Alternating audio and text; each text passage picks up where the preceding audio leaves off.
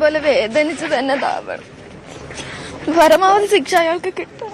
കോടതിയിൽ വെച്ചിട്ട് അയാൾ നല്ലപോലെ തൂക്കിക്കൊല്ലണമെങ്കിൽ കൊന്നോളം പറഞ്ഞിട്ടുണ്ട്.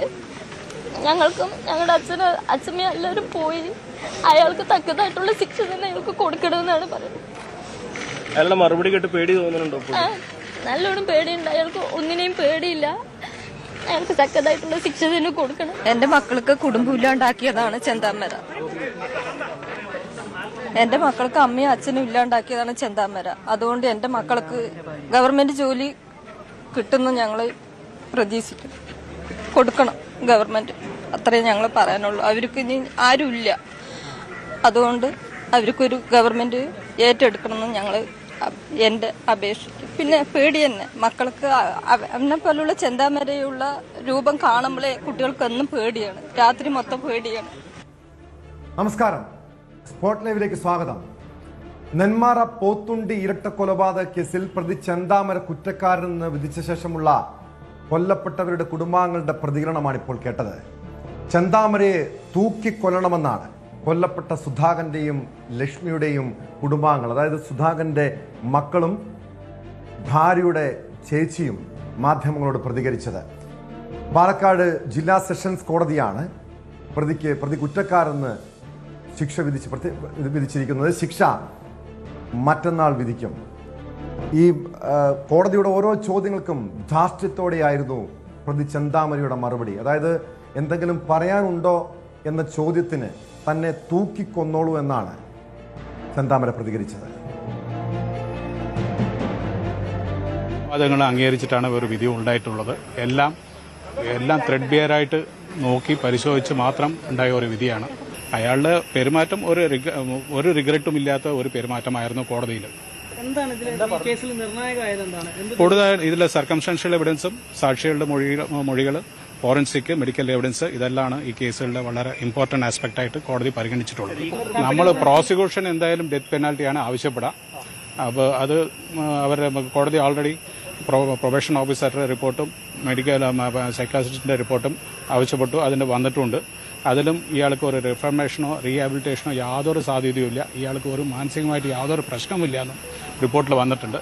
അപ്പോൾ ഇപ്പോഴും അയാളുടെ ഒരു പെരുമാറ്റം നോ റിഗാർഡ്. അതുകൊണ്ട് മാക്സിമം ഒരു ഡെത്ത് പെനാൽറ്റി തന്നെ കിട്ടുമെന്നാണ് നമ്മുടെ വിശ്വാസം.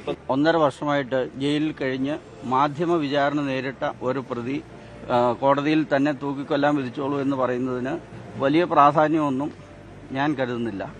മാത്രമല്ല, കോടതി തെളിവുകളുടെ വിശദാംശങ്ങളിലേക്ക് കടന്നിട്ടില്ല എന്ന് ഞാൻ കരുതുന്നു. ഇത് പ്രോസിക്യൂഷന് കിട്ടിയ അപ്രതീക്ഷിതമായ ലോട്ടറി എന്നതിനപ്പുറം മറ്റൊന്നുമില്ല. പ്രതിഭാഗത്തുനിന്ന് പ്രത്യേക തെളിവുകൾ ഹാജരാക്കേണ്ട കാര്യമില്ല. പ്രോസിക്യൂഷൻ ഹാജരാക്കിയിരിക്കുന്ന തെളിവുകളുടെ വിശ്വാസ്യത മാത്രമേ പ്രതിഭാഗത്തിന് ചോദ്യം ചെയ്യേണ്ടത്. കോടതി ആഴത്തിലുള്ള ഒരു തെളിവ് പരിശോധന നടത്തിയിട്ടില്ല എന്ന് മാത്രമേ ഞാൻ കരുതുന്നു. CV അനുമോദ് ചേരുന്നുണ്ട് വിവരങ്ങളുമായി പാലക്കാട് നിന്ന്. അനുമോദ്, കേരളത്തെ നടുക്കിയ ഇരട്ട കൊലപാതകമായിരുന്നു നെന്മാറ പോത്തുണ്ടിയിലേത്. അതായത് നമുക്കറിയാം, സാധാരണ ഇത്തരം കേസുകളിലൊക്കെ അത് അപൂർവമായ കേസായി പരിഗണിക്കാറുണ്ട്. പ്രത്യേകിച്ചും ഈ പ്രതി ചെന്താമരയ്ക്ക് യാതൊരു മനപരിവർത്തനവും ഉണ്ടാകില്ല എന്ന് അയാളുടെ മുൻകാല പ്രവൃത്തികൾ ഓരോന്നും പരിശോധിച്ചാൽ നമുക്കറിയാം. സുധാകരന്റെ ഭാര്യ ആദ്യം കൊലപ്പെടുത്തുന്നു, അതിൻ്റെ പകയിൽ പിന്നീട് സുധാകരനെയും അമ്മ ലക്ഷ്മിയെയും കൊലപ്പെടുത്തുന്നു. നാട്ടുകാരൊക്കെ വലിയ ഭീതിയിലാണ്. ഈ സുധാകരന്റെ മക്കൾ വലിയ ഭയത്തിലാണ്. അതായത് ഇയാൾ പുറത്തിറങ്ങിക്കഴിഞ്ഞാൽ വീണ്ടും ഒരു കൂട്ടക്കുരുതി നടത്താനുള്ള സാധ്യതയുണ്ട്. സ്വാഭാവികമായും ഇതൊക്കെ ഉന്നയിച്ചുകൊണ്ടാണോ പ്രോസിക്യൂഷൻ വാദങ്ങൾ ഉന്നയിച്ചിരിക്കുന്നത്? ഇക്കാര്യങ്ങളൊക്കെ ചൂണ്ടിക്കാണിക്കുന്നുണ്ടോ? പ്രതിക്ക് പരമാവധി ശിക്ഷ വേണമെന്നാണോ പ്രോസിക്യൂഷന്റെ ആവശ്യം?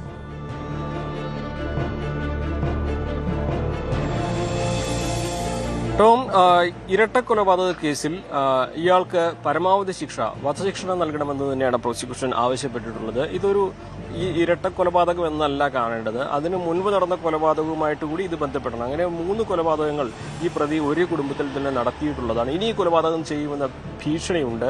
അയൽവാസികൾക്കും അതുപോലെ തന്നെ സുധാകരന്റെ മക്കൾക്കൊക്കെ ഇതേ ഭീഷണിയുണ്ട്. ഇക്കാര്യങ്ങളൊക്കെ തന്നെ കോടതിയിൽ പ്രോസിക്യൂഷൻ ഉന്നയിച്ചിട്ടുണ്ട്. ഒപ്പം തന്നെ ഇന്നത്തെ കോടതി നടപടികളിൽ ഏറ്റവും പ്രധാനം കുറ്റക്കാരനാണെന്ന് കണ്ടെത്തിയതിനു ശേഷം ചെന്താമരയുടെ മറുപടിയാണ്, ജഡ്ജിയോടുള്ള ധിക്കാരത്തോടെയുള്ള ധാർഷ്ട്യത്തോടെയുള്ള ചോദ്യങ്ങളോടുള്ള മറുപടിയാണ് ഏറ്റവും പ്രധാനപ്പെട്ടത്. തന്നെ തൂക്കിക്കൊന്നോളാനാണ് ചെന്താമര ആദ്യം പറഞ്ഞത്. തുടർന്ന് ഏറ്റവും പ്രധാനപ്പെട്ട 2-3 ചോദ്യങ്ങൾക്ക് മറുപടി, ജയിലിൽ സഹതടവുകാരുമായിട്ട് നല്ല ബന്ധമുണ്ടോ എന്ന ചോദ്യത്തിന് അവരൊക്കെ കള്ളന്മാരും ലഹരി ഉപയോഗിക്കുന്നവരുമാണ്, അവരോടൊക്കെ എങ്ങനെ നല്ല ബന്ധം സൂക്ഷിക്കാനാകുമെന്ന് ചെന്താമര മറുപടി പറയുകയാണ്. അതായത് ഒരു 3 പേരെ കൊന്ന ഒരു കുറ്റവാളിയാണ്, കൊടും ക്രിമിനലാണ്, ഇത്തരത്തിൽ മറ്റ് തടവുകാർ അവരോട് നല്ല ബന്ധം പുലർത്താനാകില്ലെന്ന് പറയുന്നു. ഒപ്പം നിങ്ങൾ ഇനിയും കുറ്റം ചെയ്യാൻ സാധ്യതയുണ്ടെന്നാണ് പ്രൊബേഷൻ ഓഫീസർ റിപ്പോർട്ട് എന്ന ചോദ്യത്തിന്, ഞാൻ ഇതുവരെ ജാമ്യം പോലും വാങ്ങിയിട്ടില്ല, പക്ഷേ എന്നെ അടിച്ചാൽ തിരിച്ചടിക്കാതിരിക്കാൻ ആവില്ല, ഞാൻ ഗാന്ധിജിയൊന്നുമല്ല എന്ന ഒരു മറുപടി. അതായത് താൻ ഇനിയും തന്നെ തൊട്ടാൽ തിരിച്ചടിക്കുമെന്ന തരത്തിൽ തന്നെയാണ് ആ ഒരു മറുപടി ഉള്ളത്. മാത്രമല്ല, നിങ്ങൾ കുറ്റബോധം ഒട്ടുമില്ലെന്നാണ് പ്രൊബേഷൻ ഓഫീസർ റിപ്പോർട്ട് എന്ന ചോദ്യത്തിന്, നിങ്ങൾക്ക് വരുമ്പോഴേ അത് നിങ്ങൾക്ക് അറിയുള്ളൂ, ഞാനായിട്ടൊന്നിനും പോകില്ല, വന്നാൽ വിടുകയുമില്ല. അതായത് ജഡ്ജിയെ പോലും ബഹുമാനിക്കാതെ, കോടതിയെ പോലും ബഹുമാനിക്കാതെ ധാർഷ്ട്യത്തോടെയുള്ള ഒരു മറുപടിയാണ് അയാൾ എല്ലാ ചോദ്യങ്ങൾക്കും നൽകിയത്. അല്ല, ശരീരഭാഷയും മറുപടി പറഞ്ഞ ശൈലിയും ഒക്കെ തന്നെ ഒട്ടും ഇയാൾക്ക് കുറ്റബോധവുമില്ല, മാനസാന്തരവുമില്ല എന്ന് തെളിയിക്കുന്നതായിരുന്നു.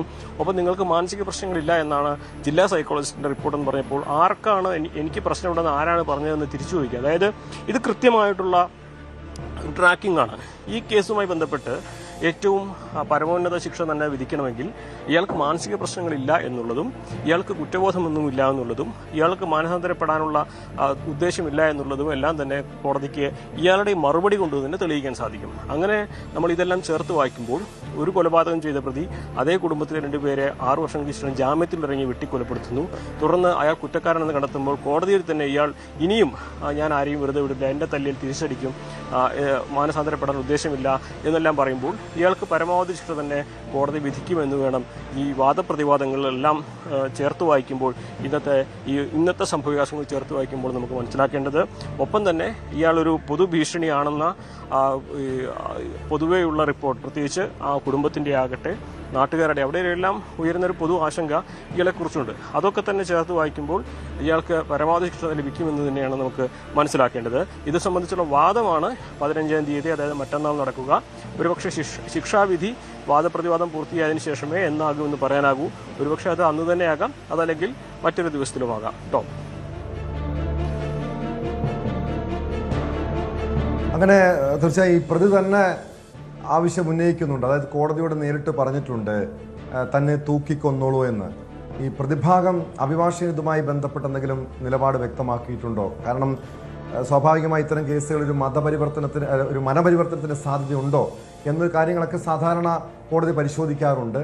ഇവിടെ അതിനുള്ള പരിശോധിക്കേണ്ട പോലും കാര്യമില്ല. കാരണം നമുക്കറിയാം ഇയാൾ എത്രത്തോളം മനോവൈകൃതമുള്ള ഒരു ക്രിമിനൽ പശ്ചാത്തലമുള്ള ഒരു വ്യക്തിയാണെന്ന്. കാരണം ഇനിയും പുറത്തിറങ്ങിക്കഴിഞ്ഞാൽ താൻ കൂട്ടക്കൊല നടത്തുമെന്ന് പലപ്പോഴും നാട്ടുകാരെ ഭീഷണിപ്പെടുത്തിയിട്ടുണ്ട്. ഒരു അയൽവാസി ഇയാളെ പേടിച്ച് നാട് വിട്ടിട്ടുണ്ട്. ആ കുഞ്ഞുങ്ങൾ, ഈ സുധാകരൻ്റെ മക്കൾ ആ നാട്ടിൽ ജീവിക്കാൻ തന്നെ ഭയപ്പെടുന്ന ഒരു സാഹചര്യമുണ്ട്. സ്വാഭാവികമായും അതൊക്കെ കോടതി പരിഗണിക്കാനുള്ള സാധ്യതയില്ലേ അനുമോദ്?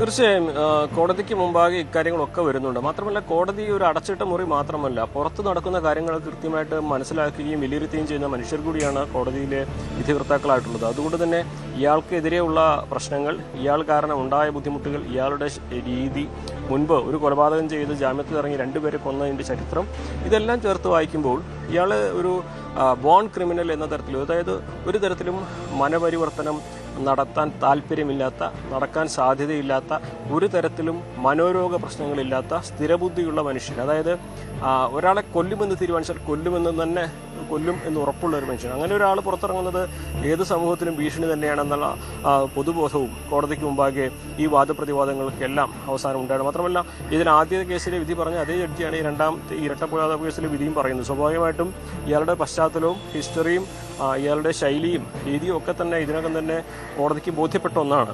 മാത്രമല്ല, ഇതിൽ പ്രതിഭാഗം പറയുന്ന ഭാഗങ്ങൾ സ്വാഭാവികമായിട്ടും ഇപ്പോൾ അതിനെ പ്രതിരോധിക്കാനായിരിക്കും മാധ്യമങ്ങളുടെ വാർത്തകൾ കോടതിയെ സ്വാധീനിച്ചിട്ടുണ്ടാകാം.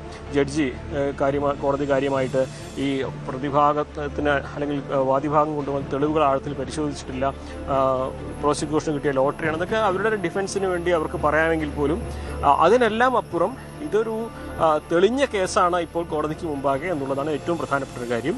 ഇനി ഇതിൽ പരമാവധി ശിക്ഷ ലഭിക്കാനുള്ള സാധ്യത, ഇരട്ട ജീവപര്യന്തം അനുഭവിക്കുന്ന ഒരാൾ കൂടിയാണ് ഈ പ്രതി എന്നതുകൊണ്ട് തന്നെ ഈ ഇരട്ട കൊലപാതക കേസിൽ അയാളുടെ ഉദ്ദേശം ഈ കുടുംബത്തെ ഇല്ലാതാക്കലാണെന്ന് കോടതിക്ക് ബോധ്യപ്പെട്ട സാഹചര്യത്തിൽ ഇയാൾ പുറത്തിറങ്ങുന്നത് സമൂഹത്തിന് തന്നെ ഭീഷണിയാണെന്ന് മനസ്സിലാവുന്ന സാഹചര്യത്തിൽ ഇയാൾക്ക് പരമാവധി ശിക്ഷ നൽകാൻ സാധ്യത തന്നെയാണുള്ളത്. അതല്ലെങ്കിൽ പരോൾ പോലും കിട്ടാതെ മരണം വരെ തടവ് എന്ന തരത്തിലേക്ക് വിധി വരാനുള്ള സാധ്യതയാണ് കാണുന്നത്. എന്താണെങ്കിലും ആ കുട്ടികളുടെ കണ്ണീർ അത് കോടതി കാണാതെ. അനുമോദ്, ഈ ജയിലിനകത്ത് ഇയാളുടെ ഒരു പെരുമാറ്റം എങ്ങനെയായിരുന്നു? സാധാരണ നമുക്കറിയാം ഇത്തരം കൊടും ക്രിമിനലുകൾ ജയിലിനുള്ളിൽ പോലും പ്രശ്നങ്ങൾ സൃഷ്ടിക്കാറുണ്ട്, സഹതടവുകാരെ ഉപദ്രവിക്കാറുണ്ട്, അത്തരം മനോവൈകൃതങ്ങൾ പ്രകടിപ്പിക്കാറുണ്ട്. അത്തരം ഒരു പ്രവണത ഇയാളുടെ ഭാഗത്ത്, ചെന്താമരയുടെ ഭാഗത്ത് നിന്ന് ജയിലിനുള്ളിൽ ഉണ്ടായിരുന്നോ?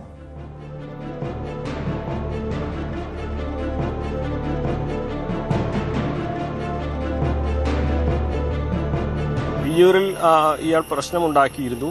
തുടർന്ന് ഇയാളെ മറ്റൊരു സെല്ലിലേക്ക് മാറ്റിയ ഒരു ചരിത്രമുണ്ട്. അതായത് ഇയാൾ കോടതിയോട് പോലും മറ്റുള്ളവരുമായി ഞാൻ കൂട്ടുകൂടേണ്ട ആവശ്യമില്ല, അവരൊക്കെ കള്ളന്മാരിൽ ലഹരി ഉപയോഗിക്കുന്നവരാണ്, ഞാൻ അത്തരക്കാരനൊന്നും അല്ല എന്ന് പറയുന്ന തരത്തിലാണ് അയാളുടെ മറുപടി ഉണ്ടായിട്ടുള്ളത്. അതായത് ജയിലിൽ പോലും ഇയാൾ മറ്റുള്ളവരോട് സഹകരിക്കാനോ ഈ സാഹചര്യത്തിൽ മാറ്റം വരാൻ ഒരു മനപരിവർത്തനത്തിനുള്ള ഒരു സാഹചര്യവും സാധ്യത അയാൾക്ക് ഇല്ല എന്നുള്ളത് ഇയാളെ ജയിലിലെ പെരുമാറ്റത്തിന്റെ അടിസ്ഥാനത്തിലാണ് കോടതി കണ്ടെത്തിയിട്ടുള്ളത്. അതായത് ഇയാൾക്കെതിരെയുള്ള റിപ്പോർട്ടുകൾ, തുടർച്ചയായ റിപ്പോർട്ടുകളൊക്കെ ഈ കേസിൽ പല സമയത്തായിട്ട് ഉയർന്നു വന്നിട്ടുണ്ട്.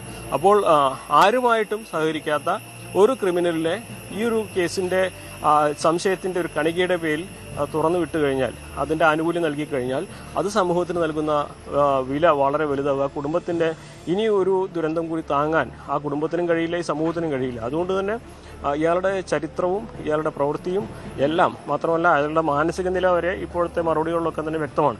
ആ ഒരു സാഹചര്യത്തിൽ ഇയാൾക്ക് അർഹിക്കുന്നത് ഏറ്റവും വലിയ ശിക്ഷ തന്നെയാണെന്ന കാര്യത്തിൽ സംശയമില്ലെന്നാണ് പ്രോസിക്യൂഷൻ പറയുന്നത്.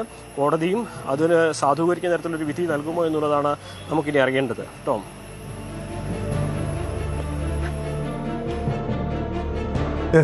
വ്യക്തമാണ്. CV അനുമോദാണ് പാലക്കാട് നിന്ന് വിവരങ്ങൾ നൽകിയത്. എന്തായാലും ചെന്താമരയ്ക്ക് തൂക്കുകയർ വിധിക്കണം, തൂക്കിക്കൊല്ലണമെന്നാണ് സുധാകരന്റെയും ലക്ഷ്മിയുടെയും കുടുംബാംഗങ്ങൾ ആവശ്യപ്പെടുന്നത്. പ്രോസിക്യൂഷൻ ഇതേ വാദം ഉന്നയിക്കുന്നുണ്ട്. പ്രതി തന്നെ കോടതിയുടെ മുന്നിൽ നിന്ന് നേരിട്ട് പറയുകയും ചെയ്തു തന്നെ തൂക്കിക്കൊന്നോളൂ എന്ന്. കാരണം ഒരു രീതിയിലും ഒരു കുറ്റബോധം പ്രകടിപ്പിക്കാത്ത, യാതൊരു മനപരിവർത്തനത്തിനും സാധ്യതയില്ലാത്ത പ്രതിയാണ് ചെന്താമര എന്ന കാര്യം വ്യക്തമാണ്. അതുൾപ്പെടെ പരിഗണിച്ചുകൊണ്ടായിരിക്കും കോടതി ഈ കേസിൽ ശിക്ഷ വിധിക്കുക. ഇനി മറ്റൊരു പ്രധാനപ്പെട്ട വാർത്തയിലേക്കാണ്. നമുക്കറിയാം തൊപ്പി എന്ന നിഖാലിനെ കുറിച്ച് സമൂഹ മാധ്യമങ്ങളിൽ നിരവധി ഫോളോവേഴ്സുള്ള ഒരു വൈറൽ താരമാണ്, ഒരു വിവാദ ചെറുപ്പക്കാരനാണ് തൊപ്പി. ഇയാൾക്കെതിരെ നിരവധി പരാതികൾ ഉയർന്നു വന്നിട്ടുണ്ട്. പ്രത്യേകിച്ചും കുറ്റകൃത്യങ്ങളെ പ്രോത്സാഹിപ്പിക്കുന്ന രീതിയിൽ സ്വന്തം സുഹൃത്തുക്കളുടെ നഗ്ന ദൃശ്യങ്ങൾ സമൂഹ മാധ്യമങ്ങളിലൂടെ പ്രചരിപ്പിക്കുന്നു. മാത്രമല്ല പോക്സോ വകുപ്പ് ഉൾപ്പെടെ ചുമത്താവുന്ന നിരവധി കുറ്റകൃത്യങ്ങൾ ചെയ്തിട്ടുള്ള, ലഹരിയെ പ്രോത്സാഹിപ്പിക്കുന്ന ഒരു വ്യക്തിയാണ് തൊപ്പി. ഇയാളൊരു സാമൂഹ്യ വിപത്തായി മാറിയത് നമ്മൾ കണ്ടതാണ്. അത്രയധികം അപകടകാരിയായിരുന്നു. നിരവധി ചെറുപ്പക്കാരെ, കുട്ടികളെ സ്വാധീനിക്കുന്ന രീതിയിൽ ഈ തൊപ്പിയുടെ ഭാഗത്തു നിന്ന് ഒട്ടേറെ വീഡിയോകൾ സമൂഹ മാധ്യമങ്ങളിൽ പ്രത്യക്ഷപ്പെട്ടതാണ്. ഈ തൊപ്പിയുടെ യൂട്യൂബ് അത് ഏറ്റവും കൂടുതൽ കുറ്റകൃത്യങ്ങളെ പ്രോത്സാഹിപ്പിക്കുന്ന രീതിയിലുള്ള വീഡിയോകൾ പ്രചരിപ്പിക്കുന്നതായിരുന്നു. ഏറ്റവും ഒടുവിൽ പോലീസിൻ്റെ ഭാഗത്തു നിന്ന് നടപടി ഉണ്ടായിരിക്കുന്നു. ഈ യൂട്യൂബ് പൂർണ്ണമായും റദ്ദാക്കാൻ, യൂട്യൂബ് ചാനൽ തന്നെ പൂട്ടാൻ തീരുമാനമായിരിക്കുന്നു. പോലീസ് റിപ്പോർട്ടിൻ്റെ അടിസ്ഥാനത്തിലാണ് നടപടി ഉണ്ടായിരിക്കുന്നത്. ഡാനി ഇപ്പോൾ ചേരുന്നു വിവരങ്ങളുമായി കൊച്ചിയിൽ നിന്ന്. ഡാനി, നമുക്കറിയാം ഈ തൊപ്പി കഴിഞ്ഞ ഒരു 2-3 വർഷമായി കേരളത്തിലെ പൊതുസമൂഹം, മാധ്യമങ്ങളടക്കം ചർച്ച ചെയ്യുന്ന ഒരു ചെറുപ്പക്കാരനാണ്. കാരണം ഇയാൾ എത്രത്തോളം ഒരു വൈകൃതമുള്ള വ്യക്തിയാണെന്ന് നമ്മൾ കണ്ടതാണ്. ഇയാളുടെ ഒരു പശ്ചാത്തലമടക്കം, അതായത് പൊതുവെ ഒരു അന്തർമുഖനായിരുന്നു. വീടിനകത്ത് സമയം ചെലവഴിക്കാൻ മൊബൈൽ ഫോൺ ഉപയോഗം തുടങ്ങിയതാണ്. പിന്നീട് അശ്ലീല പദപ്രയോഗങ്ങളിലൂടെ ചില വീഡിയോകൾ ഇറക്കുന്നു, പ്രചരിപ്പിക്കുന്നു. ഏറ്റവും ഒടുവിൽ ഉദ്ഘാടനത്തിന് പോലും തൊപ്പിയെ ചില സ്ഥാപനങ്ങൾ, ചില വ്യാപാര സ്ഥാപനങ്ങൾ ഇയാൾ വിളിക്കുകയും അത് വലിയ രീതിയിൽ വൈറലാവുകയും നിരവധി ചെറുപ്പക്കാർ ഇയാളെ കാണാനെത്തുകയും അങ്ങനെ കുട്ടികളുടെ ഇടയിലും ചെറിയ ചെറുപ്പക്കാരുടെ ഇടയിലും ഇയാൾ വലിയ രീതിയിൽ സ്വാധീനം ചെലുത്തുകയൊക്കെ ചെയ്തിരുന്നു. പക്ഷെ അതിനുശേഷം നിരവധി കേസുകൾ, അതായത് പോക്സോ ഉൾപ്പെടെയുള്ള കേസുകൾ, അതായത് അത്തരം ഗുരുതര കുറ്റകൃത്യങ്ങൾ പ്രോത്സാഹിപ്പിക്കുന്ന തരത്തിലുള്ള വീഡിയോകൾ പ്രചരിപ്പിക്കുന്നു. ലഹരി കേസുമായി ബന്ധപ്പെട്ടുള്ള മറ്റ് നടപടികളൊക്കെ പോലീസിൻ്റെ ഭാഗത്തുനിന്നുണ്ടാകുന്നു. ഏറ്റവും ഒടുവിൽ എന്തായാലും തൊപ്പിക്കെതിരെ നടപടി വരികയാണ്. ആ അശ്ലീല യൂട്യൂബ് ചാനൽ പൂട്ടാൻ തീരുമാനമായിരിക്കുന്നു. എന്താണ്, അതായത് ഇയാളുടെ ഈ പശ്ചാത്തലമൊക്കെയാണോ ഇത്തരം ഒരു നടപടിക്ക് കാരണമായത്?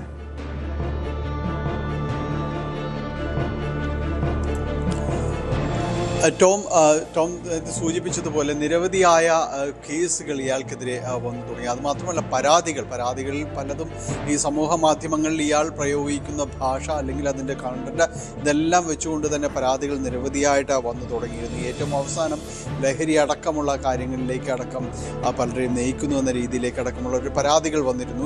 ഇതിനെ തുടർന്നാണ് പോലീസ് അന്വേഷണവുമായിട്ട് മുന്നോട്ട് പോകുമ്പോഴാണ് ഏറ്റവും ഒടുവിലായിട്ട് ഒരു അഭിഭാഷകന്റെ ഭാഗത്തുനിന്ന് ഒരു പരാതി ഉയരുകയും ചെയ്യുന്നത്. ഇതിൽ ഈ സുഹൃത്തുക്കളുടെ നഗ്നദൃശ്യങ്ങൾ പ്രദർശിപ്പിക്കൽ, അതോടൊപ്പം തന്നെയാണ് പല രീതിയിലുള്ള ലൈംഗിക ചേഷ്ടകൾ അടക്കമുള്ള കാര്യങ്ങൾ രീതിയിലേക്ക് കടന്നു വരികയും ചെയ്യുന്നത്. ഇതെല്ലാം ചൂണ്ടിക്കാണിച്ചുകൊണ്ട് തന്നെയാണ് പരാതി ഉയർത്തിയിരുന്നത്. ഇത് പോലീസ് പരിശോധിക്കുന്നു. ഈ അടുത്തിടെ പോലീസ് വളരെ വിശദമായിട്ട് ഇയാളുടെ യൂട്യൂബ് ചാനലിൽ എന്താണ്, അതിൻ്റെ ഉള്ളടക്കം എന്താണ് എന്നത് സംബന്ധിയായ കാര്യങ്ങൾ വളരെ വിശദമായ ഒരു പരിശോധന പോലീസ് സൈബർ സെല്ല് നടത്തിയിരിക്കുന്നു. ഈ അഭിഭാഷകൻ പരാതി നൽകിയത് ആലുവ സൈബർ പോലീസിനാണ് പരാതി നൽകിയത്. അതിൻ്റെ അടിസ്ഥാനത്തിലാണ് നടപടികളിലേക്ക് കടന്നത്. ഇതിനെ തുടർന്ന് ഇത് വിശദമായിട്ട് പരിശോധിക്കുന്നു. തനിക്കെതിരെ കേസ് വരുമെന്ന് വ്യക്തമായതോടുകൂടി ഇയാൾ മുൻകൂർ ജാമ്യത്തിനടക്കം ശ്രമിക്കുകയും ചെയ്യുന്നു. പോലീസ് ഇയാളുടെ സുഹൃത്തുക്കളെ അടക്കം ചോദ്യം ചെയ്തു. അതോടൊപ്പം തന്നെ വളരെ വിശദമായിട്ട് യൂട്യൂബ് ചാനലിൻ്റെ എന്താണ് അതിലെ വിശദാംശങ്ങൾ, ഇതിൻ്റെ ഉള്ളടക്കം എന്താണെന്നത് പരിശോധിക്കുകയും ചെയ്തു. ഈ പരാതിയിൽ കഴമ്പുണ്ടെന്ന് തോന്നിയത് കൊണ്ട് തന്നെയാണ് പോലീസ് മറ്റു നടപടികളിലേക്ക് നീങ്ങിയത്. ഇതിനെതിരെ കൃത്യമായൊരു റിപ്പോർട്ടാണ് യൂട്യൂബിനടക്കം നൽകുകയും ചെയ്തത്. ഇതിൻ്റെ അടിസ്ഥാനത്തിലാണ് യൂട്യൂബ് ചാനൽ, തൊപ്പിയുടെ യൂട്യൂബ് ചാനൽ, ഇയാളുടെ പേര് മുഹമ്മദ് നിഹാദ് ആണ്, അദ്ദേഹം ഇയാൾ തൊപ്പി എന്ന പേരിലാണ് അറിയപ്പെടുന്നത്, യൂട്യൂബ് ചാനലടക്കം പൂട്ടുകയും ചെയ്ത നടപടികളിലേക്ക് പോലീസ് പോയിരിക്കുന്നത്. അത് ഒന്നാം ഘട്ടമാണ്. ഇനിയിപ്പോൾ മുൻകൂർ ജാമ്യത്തിനടക്കം ശ്രമിക്കുമ്പോൾ അതിൽ കൃത്യമായ റിപ്പോർട്ട് പോലീസ് കോടതിയിൽ നൽകും. ഇയാൾ ഏത് രീതിയിൽ ഉള്ളതാണ്, ഈ യൂട്യൂബ് സമൂഹ മാധ്യമം എങ്ങനെയാണ് കൈകാര്യം ചെയ്തിരുന്നത്, എത്രത്തോളം ഒരു വഴിതെറ്റിക്കുന്ന രീതിയിലാണ് ഈ കാര്യങ്ങളെല്ലാം ഉപയോഗിച്ചത് എന്നതടക്കമുള്ള കാര്യങ്ങളിൽ വളരെ വിശദമായ ഒരു റിപ്പോർട്ട് ഇത് പോലീസ് കോടതിയിൽ സമർപ്പിക്കും. സ്വാഭാവികമായും മുൻകൂർ ജാമ്യം അടക്കം അതിനെ പോലീസ് എതിർക്കുമ്പോൾ, ശക്തമായ എതിർപ്പ് വരുമ്പോൾ അത് നിഷേധിക്കപ്പെടുവാനുള്ള മുഴുവൻ സാധ്യതയും നിലനിൽക്കുന്നുണ്ട്. ഏതായാലും അത് വരും ദിവസങ്ങളിൽ കോടതിയിൽ നടക്കുന്ന കാര്യങ്ങൾ തന്നെയാണ്. അതിൽ പോലീസ് നടപടികളുമായി മുന്നോട്ട് പോകുന്നു. അതിൽ കൂട്ടിച്ചേർക്കാനുള്ളത് ടോം തുടക്കത്തിൽ സൂചിപ്പിച്ചതുപോലെ ഒരു അന്തർമുഖത്വം ഉണ്ടായിരുന്ന ഒരാൾ ഈ രീതിയിലേക്ക് പരിവർത്തനം ചെയ്യപ്പെടുമ്പോൾ അതിൽ സമൂഹ മാധ്യമങ്ങൾ വളരെയധികം ഉപയോഗപ്പെടുത്തുകയും അത് എങ്ങനെ അതെല്ലാം ഉപയോഗപ്പെടുത്താം, സമൂഹ മാധ്യമങ്ങൾ ഏതെങ്കിലും എല്ലാം രീതിയിൽ പോസിറ്റീവായും നെഗറ്റീവായും ഉപയോഗപ്പെടുത്താമെന്ന് പറയുമ്പോൾ അതിൻ്റെ ഒരു നെഗറ്റീവ് കണ്ടന്റുകളോട് കൂടുതൽ താല്പര്യമുള്ള ഒരാളായിരുന്നു ഈ തൊപ്പി എന്നറിയപ്പെടുന്ന ഇയാൾ. അത് ആ രീതിയിലാണ് പൊതുവിൽ വിമർശനം ഉയരുന്നത്. കാരണം അതിൽ പല ഇയാളുടെ ഉള്ളടക്കങ്ങളും ഒന്നും തന്നെയും കൃത്യമായൊരു സന്ദേശം നൽകുന്നതായിരുന്നില്ല എന്ന രീതിയിൽ വലിയ വിമർശനങ്ങൾ ഉയർന്നിരുന്നു. പലരും ഇയാളുടെ ഒരു ഫോളോവേഴ്സ് എന്ന രീതിയിൽ ഏത് കാര്യത്തിനും മോശം കാര്യത്തിനും ആളുകൾ ചിലരെല്ലാം കൂടെ നിൽക്കുന്നത് പോലെ തന്നെ ഇയാൾക്കൊപ്പവും യൂട്യൂബിൽ ആളെ കൂട്ടുന്നു. അവസാനം ഇയാൾ ഉദ്ഘാടകനായി മാറുന്ന അവസ്ഥ വരെ ഈ കേരളം കാണുന്ന സ്ഥിതിയിലേക്ക് എത്തുന്നു. ഇയാളുടെ ലൈവ് സ്ട്രീമിങ്ങിന് വരെ വലിയ ആളുകളുണ്ടാകുന്നു. അതിന് സ്പോൺസർഷിപ്പ് അടക്കം നേടുന്ന ഗതിയിലേക്കെല്ലാം തന്നെ ഈ നാട് മാറുന്ന കാഴ്ചകളെല്ലാം നമ്മൾ കണ്ടതാണ്. ഇപ്പോൾ അതിൻ്റെ കൃത്യമായ രീതിയിൽ അതിൽ പരാതി ഉയർന്നു, നടപടികളുണ്ടാകുന്നു. പോലീസ് ഇപ്പോൾ ഇതിൻ്റെ മുൻകൂർ ജാമ്യാപേക്ഷ എത്രത്തോളം അപകടകാരിയായിരുന്നു എന്ന് നമുക്ക് വ്യക്തമായ കാര്യമാണ്. കാരണം കൊച്ചുകുട്ടികളടക്കം ഇയാളെ ആരാധിച്ചിരുന്നുവെന്ന് പല കുട്ടികളുടെയും പ്രതികരണങ്ങളിൽ നിന്ന് വ്യക്തമായതാണ്. അതായത് കഴിഞ്ഞ ഒരു 2 വർഷം മുൻപാണ് ഇത്തരത്തിലുള്ള സംഭവം ഉണ്ടാകുന്നത്. തൊപ്പി ഒരു ഉദ്ഘാടന ചടങ്ങിൽ പങ്കെടുക്കാൻ പോവുകയും അവിടെ നിരവധി കുട്ടികൾ തടിച്ചുകൂടുകയും ചെയ്തത്. തൊപ്പിയുടെ ഫാൻസാണെന്ന് പരസ്യമായി പറയാൻ യാതൊരു മടിയും കാണിക്കാത്ത ഒരു സമൂഹം വളർന്നു വരുന്നത് വലിയ അപകടകരമായിരുന്നു. മാത്രമല്ല, സാധാരണ ഇത്തരം സംഭവങ്ങളിലൊക്കെ അറസ്റ്റും നടപടിയും ഉണ്ടാകും. പോലീസ് ഈ രീതിയിലുള്ള നടപടികൾ, അതായത് യൂട്യൂബ് പൂട്ടിക്കുന്ന നടപടി ഉണ്ടാകാറില്ല. നമുക്കറിയാം, ഈ ഒരു മാസങ്ങൾക്ക് മുൻപ് തൊപ്പി തന്നെ പറഞ്ഞതാണ് താൻ ഇനി യൂട്യൂബ് ചാനലിലൂടെ വീഡിയോകളൊന്നും പ്രചരിപ്പിക്കില്ല, വീഡിയോകളൊന്നും ഇടില്ല എന്ന് പറഞ്ഞിട്ടുണ്ട്. പക്ഷെ അതുപോലെ ഇയാളുടെ ഒരു വരുമാന മാർഗമായിരുന്നു. കാരണം മുൻപ് ഇയാൾ ചെയ്തിട്ടുള്ള വീഡിയോകളെല്ലാം വീണ്ടും ഷെയർ ചെയ്യപ്പെടുകയും വ്യാപകമായ രീതിയിൽ പ്രതിമാസം ലക്ഷങ്ങൾ വരുമാനം ഇയാൾക്ക് കിട്ടിയെന്നാണ് മനസ്സിലാക്കാൻ കഴിയുന്നത്, അതായത് യൂട്യൂബിലൂടെ മാത്രം. സ്വാഭാവികമായും ഒരു ചെറുപ്പക്കാരനെ സംബന്ധിച്ച് ജീവിതം കുത്തഴിഞ്ഞു പോകാൻ മറ്റ് സാഹചര്യങ്ങളൊന്നും വേണ്ട. കാരണം അമിതമായ രീതിയിൽ കയ്യിൽ പണം വരികയാണ്. ഇത് മറ്റുള്ളവർക്ക് ഒരു പ്രചോദനമാകുകയും ചെയ്യുന്നുണ്ട്, അതായത് ഒരു നെഗറ്റീവായി പ്രചോദനമാകുന്നുണ്ട്. ഇങ്ങനെയൊക്കെ ചെയ്തു കഴിഞ്ഞാൽ പല യൂട്യൂബർമാരും പരീക്ഷിക്കുന്നത് അത് തന്നെയാണെന്ന് മനസ്സിലാക്കുന്നത്. കാരണം എന്തെങ്കിലും വൃത്തികേട് പറഞ്ഞാൽ, അശ്ലീലം പറഞ്ഞു കഴിഞ്ഞാൽ അത് വൈറലാവുകയും അങ്ങനെ മറ്റുള്ളവരെ അധിക്ഷേപിക്കുകയും അത് ഒരു കുടുംബത്തിൽ ഒന്നിച്ചിരുന്ന് കാണാൻ കഴിയാത്ത രീതിയിലേക്ക് സമൂഹ മാധ്യമ പ്ലാറ്റ്ഫോമുകൾ മലീമസമാക്കുകയും ചെയ്യുന്ന രീതിയിൽ ഈ തൊപ്പിയെപ്പോലുള്ള ആളുകൾ ഇത് പരമാവധി ദുരുപയോഗം ചെയ്യുന്നുണ്ടായിരുന്നു. പക്ഷെ എന്തായാലും ഇതൊരു മാതൃകാപരമായ നടപടിയാണ്, ഇതൊരു താക്കീതാണ്. ഇതുപോലെ വൃത്തികേട് പറയുന്നവർക്ക് ഒരു മുന്നറിയിപ്പ് കൂടിയല്ലേ ഇപ്പോഴത്തെ നടപടി.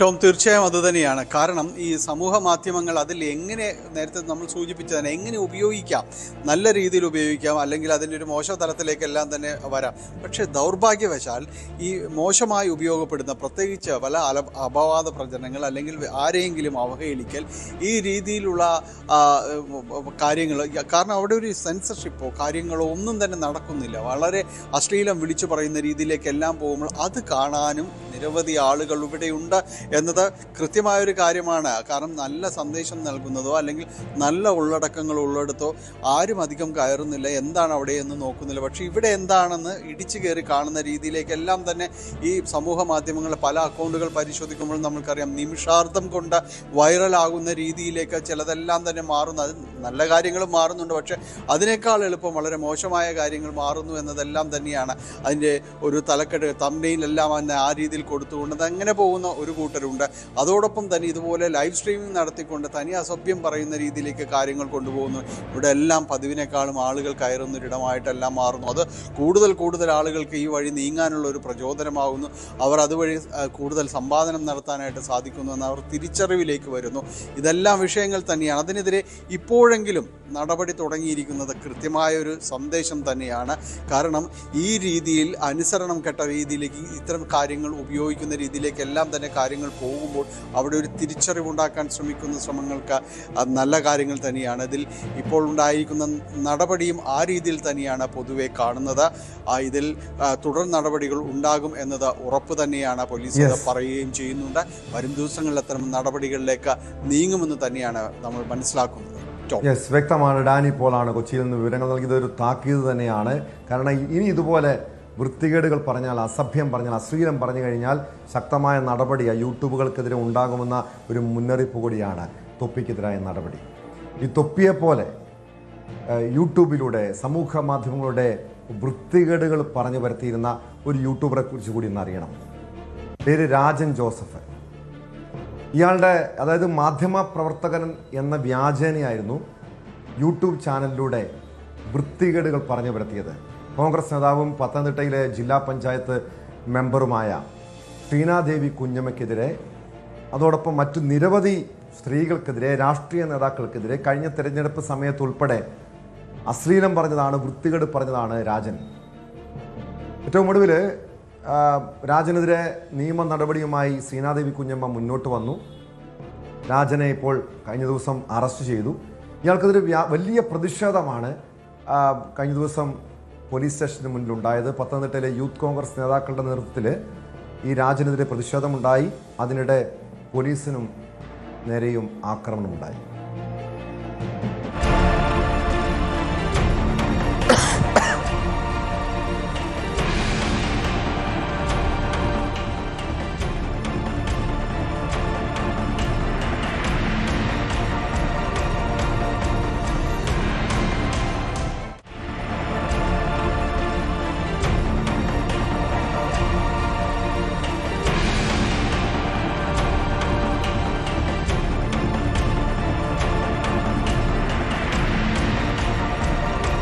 യൂത്ത് കോൺഗ്രസ്സുകാരുടെ ആക്രമണത്തിൽ നിരവധി പോലീസുകാർക്ക് പരിക്കേറ്റിരുന്നു. സംഭവത്തിൽ 20ഓളം യൂത്ത് കോൺഗ്രസ് പ്രവർത്തകർക്കെതിരെ പോലീസ് കേസെടുത്തിട്ടുണ്ട്. രാഹുൽ മാങ്കൂട്ടത്തിൻ്റെ ഏറ്റവും അടുത്ത അനുയായി ഫെനി നൈൻഡാൻ്റെ നേതൃത്വത്തിലാണ് ആക്രമണം നടത്തിയതെന്നാണ് പറയപ്പെടുന്നത്.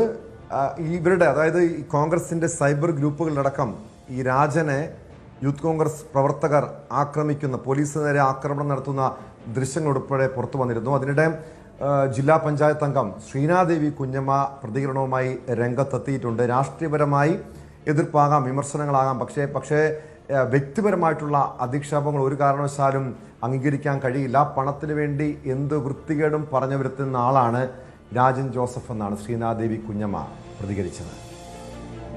കഴിഞ്ഞ സെപ്റ്റംബർ മാസം തൊട്ട് ഈ നിമിഷം വരെ ഏതാണ്ട് 25-ലധികം വീഡിയോസാണ് വൈറ്റ് സ്വാൻ TV ന്യൂസ് എന്ന പേരിലുള്ള യൂട്യൂബ് ചാനലും രാജൻ എന്ന പേരിലുള്ള യൂട്യൂബറും സിബി എന്ന് പറയുന്ന മറ്റൊരാളും ചേർന്ന് എനിക്കെതിരെ സംരക്ഷണം ചെയ്തിട്ടുള്ളത്. 4-ാം നെടുന്തൂണായിട്ട് നമ്മൾ കാണുന്ന മാധ്യമങ്ങൾ, മുഖ്യധാരാ മാധ്യമങ്ങളായിട്ട് ആ നിലവാരത്തോടു കൂടി തന്നെ ഉയർന്നു വരുന്ന ചില യൂട്യൂബ് ചാനലുകളും യൂട്യൂബ് മാധ്യമങ്ങളും ഒക്കെ ഉണ്ട്. അപ്പോൾ അതിനെയൊക്കെ വെല്ലുവിളിച്ചുകൊണ്ട് കേവലമായിട്ട് വരുമാനം നേടുക, എന്തു പറഞ്ഞുകൊണ്ടും വ്യൂവേഴ്സിനെ കൂട്ടുക, അതിലൂടെ വരുമാനം നേടുക, ആഹാരം കഴിക്കുക എന്ന് പറയുന്ന രീതിയിലുള്ള അത്തരത്തിലുള്ള ഒരു ശൈലി ചില ചാനലുകൾ മുന്നോട്ട് വയ്ക്കുന്നുണ്ടെങ്കിൽ, യൂട്യൂബ് പേജസ് മുന്നോട്ട് വയ്ക്കുന്നുണ്ടെങ്കിൽ ഉറപ്പായിട്ടും അതിനെതിരെ നിയമ നടപടി സ്വീകരിക്കും. എന്നെ രാഷ്ട്രീയപരമായിട്ട് വിമർശിക്കുവാൻ ആർക്കും അധികാരമുണ്ട്, ആർക്ക് വേണമെങ്കിലും വിമർശിക്കാം. പക്ഷെ അത് രാഷ്ട്രീയപരമായിട്ടായിരിക്കണം, സത്യസന്ധമായിട്ടായിരിക്കണം. രാഷ്ട്രീയപരമായിട്ട് വിമർശിക്കുന്നതിൻ്റെ പേരിൽ എന്തെങ്കിലും അധികപ്പെട്ട് പറഞ്ഞാൽ പോലും അത് രാഷ്ട്രീയപരമാണ് എങ്കിൽ മറുപടി പറയാൻ നമ്മൾ തയ്യാറുമാണ്. പക്ഷേ അതിനെയൊക്കെ അപ്പുറത്തേക്ക് വ്യക്തിപരമായിട്ട് അങ്ങേയറ്റം തേജോവധം ചെയ്യുന്ന രീതിയിൽ സ്ത്രീത്വത്തെ അപമാനിക്കുക എന്ന് പറയുന്നത് ഏതെങ്കിലും ഒരു കമന്റോ ഏതെങ്കിലും ഒരു വാചകത്തിന്റെയോ ഏതെങ്കിലും ഒരു വാക്കിന്റെയോ പേരിലല്ല, മറിച്ച് 10-15 മിനിറ്റ് വീഡിയോ ദൈർഘ്യമുള്ള വീഡിയോസ്, ഏതാണ്ട് 20-ലധികം 25ഓളം വീഡിയോസ് ചെയ്തിടുക, അതിൽ ത്രൂ ഔട്ട് നമ്മളെ വ്യക്തിഹത്യ നടത്തുക, സ്ത്രീത്വത്തെ അപമാനിക്കുക എന്ന് പറയുന്ന ആ വാക്കിന്റെ ബ്രോഡ് ഡെഫിനിഷനിലും നാരോ ഡെഫിനിഷനിലും കംപ്ലീറ്റ്ലി ഫിറ്റ് ആവുന്ന രീതിയിലുള്ള എല്ലാ കാര്യങ്ങളും ചെയ്തിട്ടുള്ളവരാണ് ഈ യൂട്യൂബേഴ്സ്. ശശിനാരായണൻ ചേരുന്നുണ്ട് വിവരങ്ങളുമായി. ശശിനാരായണൻ, നമുക്കറിയാം ഈ രാജൻ ജോസഫിൻ്റെ യൂട്യൂബ് ചാനലിലൂടെ എത്രത്തോളം വൃത്തികേടാണ്, പ്രത്യേകിച്ച് സ്ത്രീകളെ അധിക്ഷേപിക്കുന്ന രീതിയിൽ നിരവധി വീഡിയോകളാണ് കഴിഞ്ഞ തെരഞ്ഞെടുപ്പ് സമയത്തടക്കം പ്രചരിക്കപ്പെട്ടത്. പക്ഷേ അന്നൊക്കെ ശ്രീനാദേവി കുഞ്ഞമ്മ അതോടൊപ്പം ഇതിൽ ഇരകളാകപ്പെട്ടവർ പരാതിയുമായി പോലീസിനെ സമീപിച്ചപ്പോഴും ഒരു നടപടിയും ഉണ്ടായില്ല. രാജൻ ജോസഫിനൊക്കെ വളം വെച്ചു കൊടുത്തത് ഇവിടുത്തെ നിയമ സംവിധാനങ്ങൾ തന്നെയായിരുന്നു. ഏറ്റവും ഒടുവിൽ കോൺഗ്രസ് സർക്കാർ വരുന്നു, അധികാരത്തിൽ വരുന്നു. ശ്രീനാദേവി കുഞ്ഞമ്മ വീണ്ടും ഒരു പരാതി നൽകുന്നു. അങ്ങനെ രാജനെ അറസ്റ്റ് ചെയ്യുന്നു. വലിയ പ്രതിഷേധം ഇയാൾക്കെതിരെ ഉണ്ടാകുന്നുണ്ട്. നമുക്കറിയാം ശ്രീനാദേവി കുഞ്ഞമ്മ അതിനുശേഷം രാഹുൽ മാങ്കൂട്ടത്തിൻ്റെയും അതോടൊപ്പം യൂത്ത് കോൺഗ്രസ് പ്രവർത്തകരുടെയും ചിത്രങ്ങളടക്കം ഫേസ്ബുക്കിൽ പോസ്റ്റ് ചെയ്തിരുന്നു. അതായത് ഈ രാഹുലിനെ ഉൾപ്പെടെ ചേർത്തുകൊണ്ടായിരുന്നു പല വൃത്തികേടുകളും പറഞ്ഞു വരുത്തിയത്. നമുക്കറിയാം ഒരു സ്ത്രീയെ എത്രത്തോളം മോശമായി അധിക്ഷേപിച്ചാൽ, സ്വന്തം കുടുംബത്തിലുള്ളവരെ അധിക്ഷേപിച്ചാൽ ഉണ്ടാകുന്ന മാനസിക ബുദ്ധിമുട്ടൊന്നും ഒരുപക്ഷെ ഈ രാജന് മനസ്സിലാകത്തില്ലായിരിക്കും. കാരണം അയാളുടെ കുടുംബ പശ്ചാത്തലം നമുക്കറിയില്ല. പക്ഷെ എന്തായാലും അങ്ങേയറ്റം മോശമായ പ്രവണതയായിരുന്നു രാജൻ്റെ ഭാഗത്തുനിന്നുണ്ടായത്. അതും മാധ്യമപ്രവർത്തകരെന്ന വ്യാജേന, മാധ്യമപ്രവർത്തകരെന്ന ആ പേര് ഉപയോഗിച്ചുകൊണ്ടായിരുന്നു, മാധ്യമപ്രവർത്തകനാണ് എന്ന് പറഞ്ഞുകൊണ്ടായിരുന്നു രാജനൊക്കെ ഈ രീതിയിൽ വൃത്തികേടുകൾ യൂട്യൂബിലൂടെ പറഞ്ഞു വരുത്തിയത്. എന്തായാലും മാതൃകപരമായ നടപടിയാണ്. ഇയാൾക്ക് പക്ഷേ ജാമ്യത്തിൽ വിട്ടയച്ചിരിക്കുകയാണല്ലോ. എന്ത് വകുപ്പുകൾ ചുമത്തിയാണ് ഇയാളെ അറസ്റ്റ് ചെയ്തത്? അതിനുശേഷം യൂത്ത് കോൺഗ്രസ് നേതൃത്വത്തിൽ വലിയ പ്രതിഷേധമൊക്കെ അരങ്ങേറിയിരുന്നല്ലോ. ശനിയാഴ്ച രാത്രിയാണ് ഈ യൂട്യൂബർ രാജൻ ജോസഫിനെ അടൂർ പോലീസ് കസ്റ്റഡിയെടുക്കുകയും ഒപ്പം ചോദ്യം ചെയ്യുകയൊക്കെ ചെയ്തു. എന്തായാലും അറസ്റ്റിന് ശേഷം രാജൻ ജോസഫിനെ പിന്നീട് വിട്ടയക്കുകയും ചെയ്തു. ശ്രീനാദേവി കുഞ്ഞമ്മ, പത്തനംതിട്ട ജില്ലാ പഞ്ചായത്ത് അംഗമാണ് ശ്രീനാദേവി കുഞ്ഞമ്മയ്ക്കെതിരെ സെപ്റ്റംബർ മുതൽ ഏകദേശം 25ഓളം വീഡിയോകൾ ഈ യൂട്യൂബിലൂടെ അപകീർത്തിപ്പെടുന്ന രീതിയിൽ അശ്ലീലങ്ങൾ ഉപയോഗിച്ചുകൊണ്ട് രാജൻ ജോസഫ് പ്രചരിപ്പിച്ചു എന്നുള്ളതാണ് ശ്രീനാദേവി കുഞ്ഞമ്മയുടെ പരാതി. അന്ന് ശ്രീനാദേവി കുഞ്ഞമ്മ കൃത്യമായി LDF സർക്കാരിന്റെ കാലത്ത് ഇത് പരാതി നൽകുകയും വേണ്ടത്ര രീതിയിൽ അന്വേഷണം നടത്തുകയോ ഇതിന് നടപടിയെടുക്കുകയോ ചെയ്തില്ല. പിന്നീടാണ് ഇപ്പോൾ ഈ വീണ്ടും ഇത് ആവർത്തിച്ചപ്പോഴാണ് ശ്രീനാദേവി കുഞ്ഞമ്മ ഇത്തരം ഈ യൂട്യൂബർക്കെതിരെ പരാതി സമർപ്പിക്കുകയും ആ പരാതിയുടെ അടിസ്ഥാനത്തിലാണ് ശനിയാഴ്ച രാത്രി രാജൻ ജോസഫിനെ എറണാകുളത്ത് നിന്നും കൂടുതൽ പോലീസ് കസ്റ്റഡിയെടുക്കുകയും പത്തനംതിട്ട അടൂർ പോലീസ് കസ്റ്റഡിയെടുക്കുകയും ചെയ്തത്. എന്തായാലും അവിടെ നിന്നും രാജൻ ജോസഫിനെ അടൂർ പോലീസ് സ്റ്റേഷനിലേക്ക് കൊണ്ടുവരുന്ന സമയത്താണ് യൂത്ത് കോൺഗ്രസ് പ്രവർത്തകരുടെ നേതൃത്വത്തിൽ വലിയ പ്രതിഷേധം സ്റ്റേഷന് മുന്നിൽ ഉണ്ടായത്. രാജൻ ജോസഫിനെ കയ്യേറ്റം ചെയ്യാനുള്ള ശ്രമം ഉണ്ടായി. ആ ശ്രമത്തിനിടയിൽ പോലീസ് ഈ കയ്യേറ്റത്തെ ചെറുക്കുകയും ചെയ്തു. 20ഓളം വരുന്ന യൂത്ത് കോൺഗ്രസ് പ്രവർത്തകരാണ്. അത് രാഹുൽ മാങ്കൂട്ടത്തിന്റെ അനുയായിയായ ഫെനി നൈനാന്റെ കൂട്ടുകാരാണ്, ഇത്തരത്തിൽ പ്രവർത്തകരാണ് ഇത്തരത്തിൽ ഈ രാജൻ ജോസഫിനെ കയ്യേറ്റം ചെയ്യാനുള്ള ശ്രമം നടത്തിയത്. പോലീസ് കൃത്യമായി ആ രാത്രിയിൽ 12 മണി സമയത്താണത് കൃത്യമായി പോലീസ് ഇടപെടുകയും ചെയ്തു. പക്ഷേ ഈ പ്രതിഷേധത്തിലും ഈ ആക്രമണത്തിലും പോലീസിലെ ഒരാൾക്ക് പരിക്കേൽക്കുകയും ചെയ്തു. അങ്ങനെ 20ഓളം പേർക്ക്, കണ്ടാൽ അറിയാവുന്ന 20ഓളം പേർക്കും പോലീസ് കേസ് രജിസ്റ്റർ ചെയ്തിട്ടുണ്ട്. എന്തായാലും പിന്നീട് ചോദ്യം ചെയ്യലിന് ശേഷം കൃത്യമായ ഈ രാജൻ ജോസഫിന്റെ മൊഴിയെടുത്തതിന് ശേഷം കേസ് ജാമ്യം നൽകുന്ന കേസായതുകൊണ്ട് തന്നെ രാജൻ ജോസഫിനെ പിന്നീട് വിട്ടയക്കുകയും ചെയ്തു.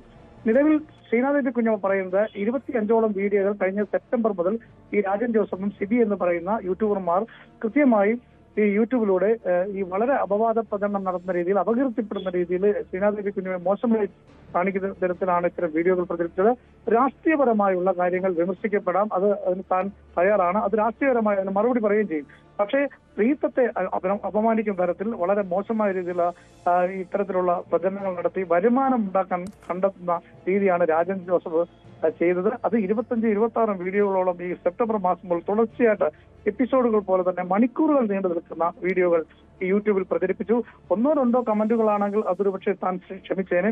നേരെ മറിച്ച് തന്നെ അപകീർത്തിപ്പെടുന്ന അശ്ലീല പദങ്ങൾ ഉപയോഗിച്ചുകൊണ്ട് പലരും ചേർത്ത് കെട്ടിക്കൊണ്ടുള്ള നുണപ്രചരണം നടത്തിക്കൊണ്ടുള്ള വീഡിയോ പ്രചരണങ്ങൾ, അത് അപകീർത്തിപ്പെടുന്ന വീഡിയോ അത് ചിത്രീകരിച്ച് അത്തരത്തിൽ ഉള്ള പ്രചരണങ്ങൾ വാർത്താ രൂപത്തിലൊക്കെ ഒരു മാധ്യമപ്രവർത്തകൻ എന്ന നിലയിലാണ് ഇത്തരത്തിൽ യൂട്യൂബിലൂടെ പ്രചരിപ്പിച്ചത്. ഇത് തീർച്ചയായും ഇത് എതിർക്കപ്പെടേണ്ടതാണ്, നിയമ നടപടി ഉണ്ടാവേണ്ടതാണ്. അതുകൊണ്ടാണ് താൻ നിയമപരമായി ഇക്കാര്യത്തിൽ മുന്നോട്ട് പോയത്. അതിനെതിരെ നടപടി ഉണ്ടാവുകയും ചെയ്തു എന്നുള്ളതാണ് ശ്രീനാദേവി കുഞ്ഞമ്മ ഈ കേസുമായി ബന്ധപ്പെട്ട് പങ്കുവച്ചിട്ടുള്ളത്. എന്തായാലും യൂട്യൂബർ രാജൻ ജോസഫിനെ പോലീസ് വിശദമായി ചോദ്യം ചെയ്തതിനു ശേഷം ഒപ്പം ഈ പരാതിയിൽ കേസെടുക്കുകയും ചെയ്ത ശേഷം ജാമ്യം കിട്ടുന്ന വകുപ്പായതുകൊണ്ട് തന്നെ അങ്ങനെ രാജൻ ജോസഫ് ശശിനാരായണൻ, ശ്രീനാദേവി കുഞ്ഞമ്മയുടെ നിലപാട് എന്താണ്? കാരണം രാജനെ അറസ്റ്റ് ചെയ്തിട്ടുണ്ട്, സിബിക്കെതിരെയും നിയമപോരാട്ടം നടത്തുമെന്നാണ് സമൂഹ മാധ്യമങ്ങളിലൂടെ ശ്രീനാദേവി നിലപാട് വ്യക്തമാക്കിയിരിക്കുന്നത്. അതോടൊപ്പം അതുകൊണ്ട് മാത്രം തീരുമോ? നിയമ നടപടി മാത്രം മതിയോ? ഈ യൂട്യൂബ് അതിൽ വീഡിയോകൾ റദ്ദാക്കണം, യൂട്യൂബ് ചാനൽ പൂട്ടിക്കണം. നമുക്കറിയാം ഈ അശ്ലീലം പറഞ്ഞു വരുത്തിയ തൊപ്പിയുടെ യൂട്യൂബ് ചാനൽ പൂട്ടിച്ചതാണ്. അതുപോലെ തന്നെ യൂട്യൂബ് ചാനൽ പൂട്ടിക്കണമെന്നൊരു ആവശ്യം അവർ ഉന്നയിക്കുന്നുണ്ട്. ആ രീതിയിലൊരു നിയമ നടപടിയുമായി മുന്നോട്ട് പോകാനാണോ ശ്രീനാദേവി കുഞ്ഞമ്മയുടെ തീരുമാനം? തീർച്ചയായും അത് തന്നെയാണ് ശ്രീനാദേവി കുഞ്ഞമ്മയുടെ തീരുമാനം. കാരണം തനിക്കെതിരെയുള്ള അപവാദ പ്രചരണങ്ങൾ, അശ്ലീല പദപ്രയോഗങ്ങളൊക്കെ ഉൾപ്പെടുത്തിക്കൊണ്ടുള്ള ഈ വീഡിയോകൾ നീക്കം ചെയ്യണം എന്നുള്ള കാര്യം ആവശ്യപ്പെട്ടുകൊണ്ടാണ്. ഒപ്പം ചാനൽ അത്തരത്തിലുള്ള പ്രവർത്തനങ്ങൾ, അതായത് സാധാരണഗതിയിൽ മറ്റു യൂട്യൂബ് ചാനലുകാരെ അവർ പറയുന്നില്ല, ഈ വരുമാന മാർഗം കണ്ടെത്തുന്നതിന് വേണ്ടി, പെട്ടെന്ന് വരുമാന മാർഗം ഉണ്ടാക്കുന്നതിന് വേണ്ടി നെഗറ്റീവ് രീതിയിലുള്ള വീഡിയോകൾ, ഒപ്പം ഈ അശ്ലീല വീഡിയോകൾ, അത്തരത്തിലുള്ള ആളുകളെ അപകീർത്തിപ്പെടുന്ന വീഡിയോകളൊക്കെ വളരെ റീച്ചിന് വേണ്ടി ഇത്തരത്തിലുള്ള ആളുകൾ മാധ്യമപ്രവർത്തകരുടെ പേര് പറഞ്ഞുകൊണ്ട് ചാനൽ നടത്തിയ മാധ്യമപ്രവർത്തകരാണ് എന്ന് വരുത്തി തീർത്തുകൊണ്ട് ഈ പ്ലാറ്റ്ഫോം ഉപയോഗിച്ചുകൊണ്ട് വരുമാനം ഉണ്ടാക്കാൻ അത് ശ്രമിക്കുന്നു. ഇത്തരം കാര്യങ്ങൾ തടയണം, അതിന് നിരോധനം ഏർപ്പെടുത്തണം, അത്തരം ആളുകൾക്കെതിരെ നടപടി വേണമെന്നാണ് ശ്രീനാദേവി കുഞ്ഞമ്മ ആവശ്യപ്പെടുന്നത്. അത്തരത്തിൽ കേസുമായി മുന്നോട്ട് പോകാനാണ് ശ്രീനാദേവി കുഞ്ഞമ്മയുടെ നിലവിലുള്ള തീരുമാനം. അതിന്റെ അടിസ്ഥാനത്തിൽ ആദ്യപടിയായി ഈ കേസിന് കൊടുത്ത സമയം തന്നെ നടപടി ഉണ്ടായതിലും അവർക്ക് സന്തോഷമുണ്ട്. വരും ദിവസങ്ങളിൽ ഇതുമായി മുന്നോട്ട് പോകാൻ തന്നെയാണ് ശ്രീനാദേവി കുഞ്ഞമ്മയുടെ തീരുമാനം. അതനുസരിച്ച് മുന്നോട്ട് പോകും. എന്തായാലും നെഗറ്റീവ് വീഡിയോകൾക്ക് നമ്മുടെ സമൂഹത്തിൽ വളരെ മോശമായ സ്ത്രീകളെ കുറിച്ച് നടന്ന പരാമർശങ്ങൾക്കൊക്കെ വലിയ രീതിയിലുള്ള കാഴ്ചക്കാരുണ്ടാവുന്നു, റീച്ച് ഉണ്ടാവുന്നു എന്നുള്ളതാണ് ഇത്തരക്കാരെ ഇത്തരം വീഡിയോകൾ ചെയ്യാൻ പ്രേരിപ്പിക്കുന്നത്. അതുകൊണ്ട് തന്നെ ആരെയും എന്തും പറയാം എന്നുള്ളൊരു മേഖലയായി സോഷ്യൽ മീഡിയ, അതായത് സാമൂഹ്യ മാധ്യമങ്ങൾ മാറുന്നു. അതിന് നിയന്ത്രണം ഉണ്ടാകണം, അതിന് നിയമപരമായുള്ള നടപടികൾ ഉണ്ടാവണം എന്നാണ് ശ്രീനാദേവി കുഞ്ഞമ്മ പറയുന്നത്. എന്തായാലും അത്തരത്തിൽ മുന്നോട്ട് പോകാൻ തന്നെയാണ് ശ്രീനാദേവി കുഞ്ഞമ്മയുടെ തീരുമാനം.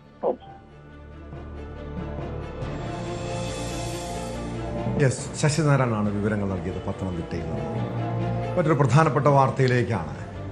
കാപ്പ കേസിൽപ്പെട്ട് ജയിലിൽ കഴിയുന്ന തിരുവനന്തപുരത്തെ BJP കൗൺസിലർ ആർ സുഗതന്റെ സത്യപ്രതിജ്ഞ നാളെ ജയിലിൽ വെച്ച് രാവിലെ 11 മണിക്ക് സത്യപ്രതിജ്ഞ നടത്താൻ ഹൈക്കോടതിയുടെ ഉത്തരവ്. സുഗതന്റെ ഹർജി പരിഗണിച്ചാണ് കോടതിയുടെ നടപടി വന്നിരിക്കുന്നത്. വിവരങ്ങളുമായി ഡാനി ഇപ്പോൾ ചേരുന്നുണ്ട്. വിവരങ്ങളുമായി ഡാനി, എന്തായാലും ആർ സുഗതന്റെ സത്യപ്രതിജ്ഞ നടത്താൻ തീരുമാനമായിട്ടുണ്ട്. ഇതിന്റെ നടപടിക്രമങ്ങൾ എങ്ങനെയാണ് എന്നത് സംബന്ധിച്ചുള്ള നിർദ്ദേശങ്ങളുണ്ടോ?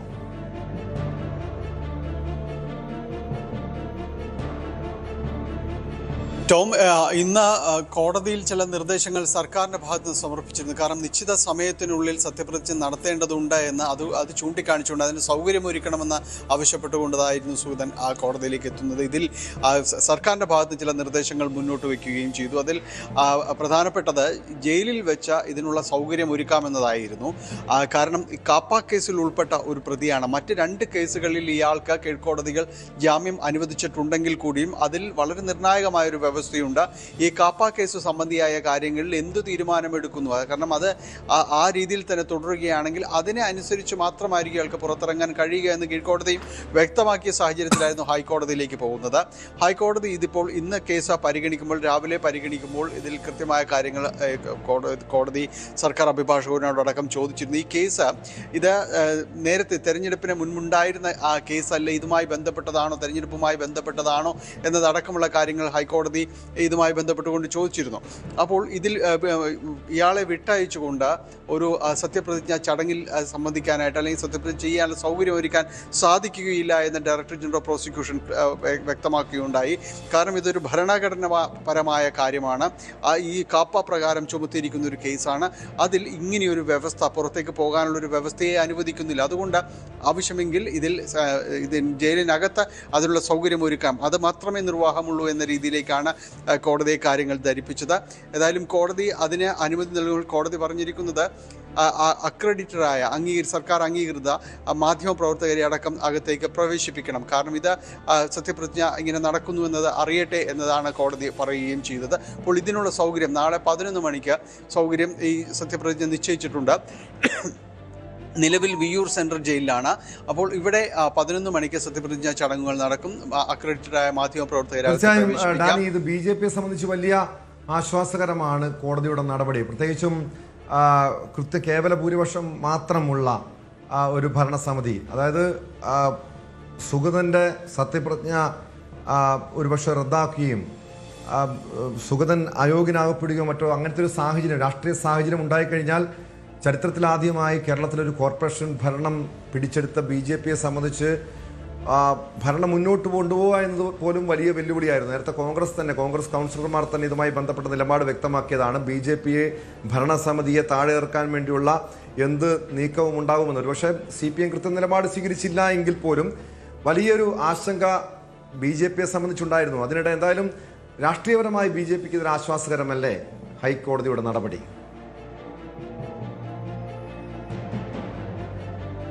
തീർച്ചയായും ഒരു സംശയവുമില്ല അക്കാര്യത്തിൽ. കാരണം തിരുവനന്തപുരത്ത് കോർപ്പറേഷനുമായി ബന്ധപ്പെട്ടുകൊണ്ട് വലിയ രീതിയിലൊരു പ്രതിസന്ധിയാണ് BJP അഭിമുഖീകരിച്ചുകൊണ്ടിരുന്നത്.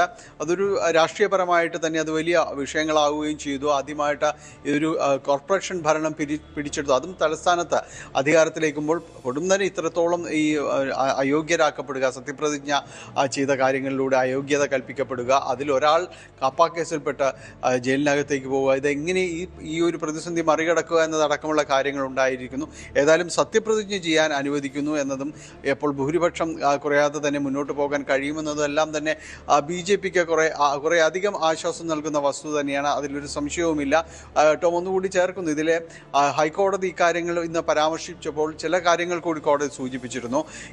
ഇവിടെ ഈ രീതിയിൽ അയോഗ്യത കൽപ്പിക്കപ്പെടുമ്പോൾ അത് ചില വർഗീയ ചുവയുള്ള പരാമർശങ്ങളുമായി ചേർത്തുകൊണ്ട് ചില ഓൺലൈൻ മാധ്യമങ്ങൾ വിശേഷിപ്പിച്ചത് വളരെ തെറ്റായ സന്ദേശം നൽകുന്ന നടപടിയാണ്. ഇത് ആശങ്ക ജനിപ്പിക്കുന്ന രീതിയിലേക്കാണ് എന്നതുകൂടി കോടതി പറയുകയുണ്ടായി. ഒരു അസാധാരണമായ സാഹചര്യമാണ് ഇതുമായി ബന്ധപ്പെട്ടുകൊണ്ട് നിലനിൽക്കുന്നത്. അപ്പോൾ ഇതുമായി ബന്ധപ്പെട്ടുകൊണ്ട് ഉയർന്നു വന്ന രാഷ്ട്രീയ വിവാദങ്ങൾക്കപ്പുറം അത് ഒരു മതപരമായ രീതിയിലുള്ള കാര്യങ്ങളായിട്ട് ചിലരെങ്കിലും വ്യാഖ്യാനിക്കപ്പെടുമ്പോൾ അത് ആശങ്കയുണർത്തുന്നതാണെന്ന് കോടതി നീതിപീഠമടക്കം പറയുന്നു. കാരണം ആ ഒരു സാഹചര്യത്തിലേക്കെല്ലാം ഈ ഒരു രാഷ്ട്രീയപരമായ അപ്പുറത്തേക്ക് ഇത്തരം സാഹചര്യങ്ങൾ പോയി എന്നതുകൂടി നമ്മൾ ശ്രദ്ധിക്കേണ്ടതാണ്. ഏതായാലും BJPക്ക് ആശ്വാസമാകുന്ന ഒരു നടപടികളിലേക്ക് പോകുന്നു. അത് BJPക്ക് ഒരു രാഷ്ട്രീയപരമായ ഒരു സമാശ്വാസം നൽകുന്ന നടപടിയാണ്. അതുകൊണ്ട് നാളെ 11 മണിക്ക് വിയ്യൂർ സെൻട്രൽ ജയിലിന് അകത്ത് വെച്ച് തെരഞ്ഞെടുക്കപ്പെട്ട BJP കൗൺസിലറുടെ സത്യപ്രതിജ്ഞ നടക്കും. ടോം. വ്യക്തമാണ്. ഡാനി പോളാണ് വിവരങ്ങൾ നൽകിയത്. ഇനി മറ്റൊരു വാർത്തയിലേക്കാണ് സ്പോട്ട് ലൈവ് നീങ്ങുന്നത്. നമുക്കറിയാം, താരസംഘടനയായ അമ്മയിലെ പ്രശ്നങ്ങൾ, ഭരണസമിതിയുമായി ബന്ധപ്പെട്ട തർക്കങ്ങൾ നിയമ പോരാട്ടത്തിലേക്ക് നീങ്ങിയിരിക്കുകയാണ്. അതിനിടെ ഈ അമ്മയിലെ താൽക്കാലിക കമ്മിറ്റിയുടെ പ്രവർത്തനങ്ങൾ നിർത്തിവെക്കണമെന്ന പ്രസിഡന്റ് ശ്വേതാ മേനോന്റെ ഹർജിയിൽ തന്നെ കക്ഷി ചേർക്കണമെന്ന അൻസിബയുടെ അപേക്ഷയ്ക്കെതിരെ ശ്വേതാ മേനോൻ രംഗത്ത്.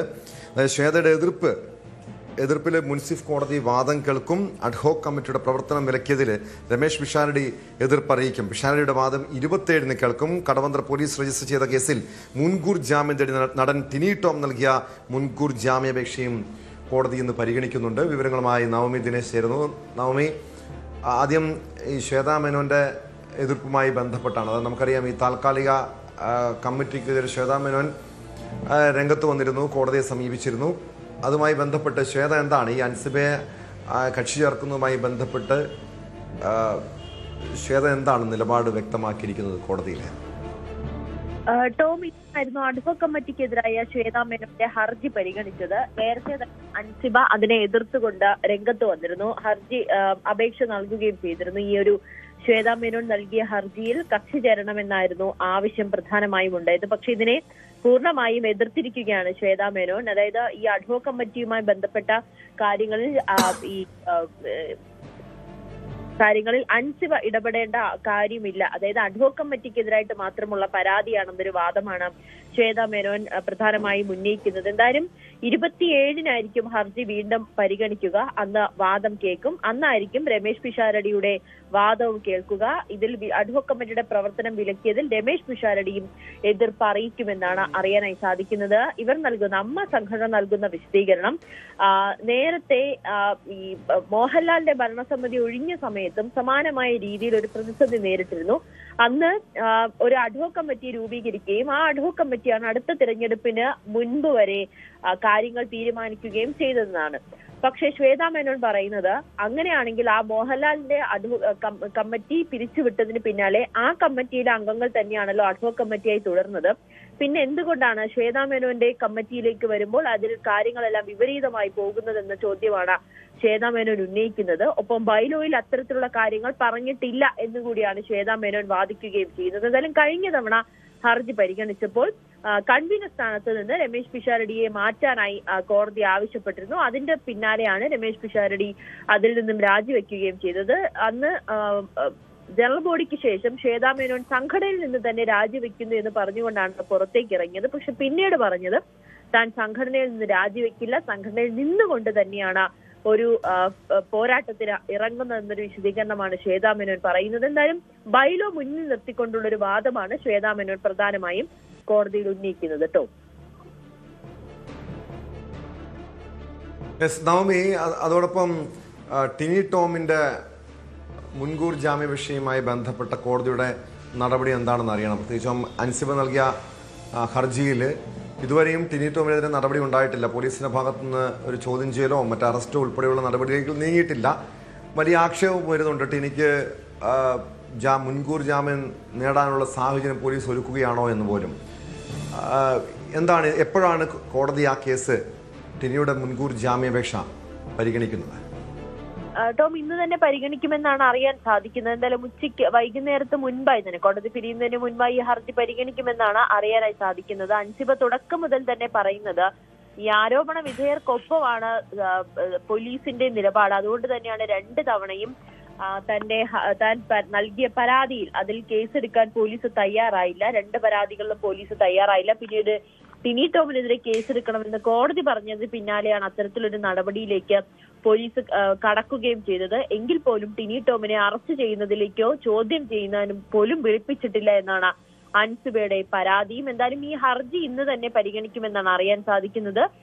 ഇത്തരത്തിൽ ടിനി ടോം പ്രധാനമായും പറയുന്നത് ഇതൊരു വ്യാജ പരാതിയാണ്. അത്തരത്തിൽ അൻസിബയെ അധിക്ഷേപിക്കുന്ന തരത്തിലുള്ള പരാമർശങ്ങളൊന്നും തന്നെ താൻ നടത്തിയിട്ടില്ല. ഇത് തനിക്കെതിരെ ഒരുക്കുന്ന കെട്ടുകഥയാണെന്നാണ് ടിനി ടോമിന്റെ ഹർജിയിൽ പ്രധാനമായും പറയുന്നത്. എന്നാലും നിലവിൽ ഈ മതസ്പർദ്ധ വളർത്തുന്നത് അടക്കമുള്ള കുറ്റമാണ് ടിനി ടോമിനെതിരെ പോലീസ് ചുമത്തിയിരിക്കുന്നത്. കടവന്ത്ര പോലീസാണ് കേസെടുത്തത്. ടിനി ടോമിനെ ഇതുവരെ ചോദ്യം ചെയ്യാൻ വിളിപ്പിച്ചിട്ടുമില്ല.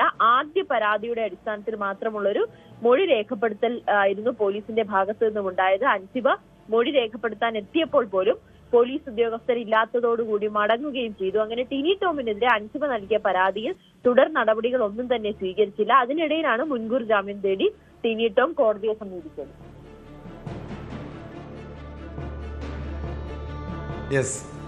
നവമി ദിനേശാണ് വിവരങ്ങൾ നൽകിയത്. എന്തായാലും നടി അൻസിബയുടെ പരാതിയിൽ അതുമായി ബന്ധപ്പെട്ട പോലീസ് എടുത്ത കേസിൽ മുൻകൂർ ജാമ്യം തേടി നടൻ ടിനി ടോം കോടതിയെ സമീപിച്ചിരിക്കുകയാണ്. ഉച്ചയ്ക്ക് ശേഷം കോടതി ജാമ്യാപേക്ഷ പരിഗണിക്കും.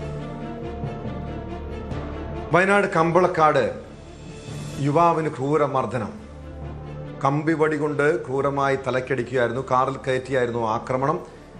ഈ മാസം 1-ാം തീയതി നടന്ന ആക്രമണത്തിന്റെ ദൃശ്യങ്ങൾ ഇപ്പോഴാണ് പുറത്തു വരുന്നത്. മുൻവൈരാഗ്യമാണ് ആക്രമണത്തിന് കാരണമെന്നാണ് പ്രാഥമിക നിഗമനം. ഈ ദൃശ്യങ്ങൾ പുറത്തു വന്നിട്ടുണ്ടെങ്കിലും പോലീസ് ഇതുവരെയും ആർക്കെതിരെയും നടപടിയെടുത്തിട്ടില്ല. കേസെടുത്തിട്ടുണ്ട്, പക്ഷേ അറസ്റ്റിലേക്ക് നീങ്ങിയിട്ടില്ല. വിവരങ്ങളുമായി ജയരാജ് ബത്തേരി ചേരുന്നു. ജയരാജ്, 1-ാം തീയതി നടന്ന സംഭവമാണ്. ഏകദേശം ഒരാഴ്ച പിന്നിടുന്നു. ഇതുവരെയും ആക്രമികളെക്കുറിച്ച് വിവരമില്ല.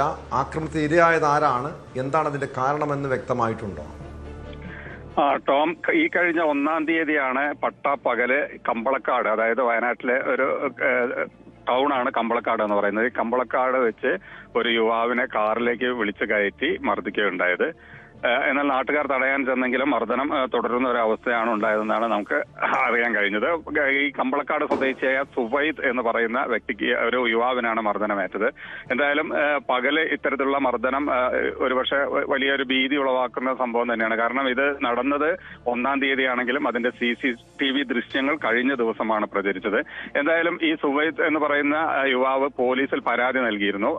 5 പേർക്ക്, അതായത് കണ്ടാൽ തിരിച്ചറിയാവുന്ന 5 പേർക്കെതിരെ പോലീസ് കേസെടുത്തിട്ടുണ്ടെങ്കിലും ഇതുവരെ അറസ്റ്റ് രേഖപ്പെടുത്തിയിട്ടില്ല എന്നാണ് നമുക്കറിയാൻ കഴിഞ്ഞത്.